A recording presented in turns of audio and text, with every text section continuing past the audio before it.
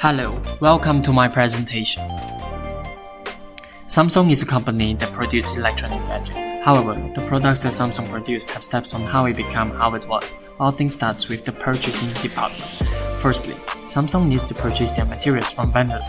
A purchase requisition is normally raised before the purchasing department buys the material.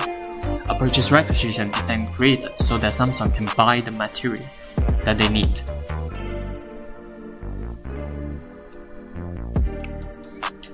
After the purchasing department receives the purchase requisition, they will then check if their company has the materials or not. Otherwise, they will resort to either outline agreement, source list, or RFQ.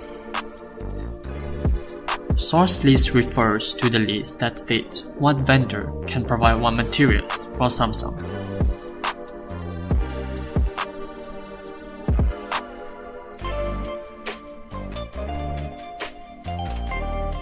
Outline agreement refers to the negotiation of Samsung and the vendor on the material, pricing, quantity, and the duration of agreement. RFQ refers to the invitation by Samsung to ask vendors to send their quotation.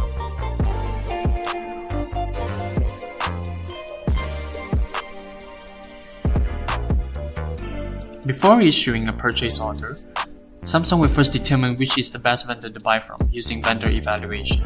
With weightage score, Samsung can then identify which vendor is the best to buy from. The other vendor will then be issued a reject letter. After the purchase order has been received by the vendor will then be notified. The vendor will then produce the materials that is according to what the purchase order has stated and be delivered to Samsung inventory.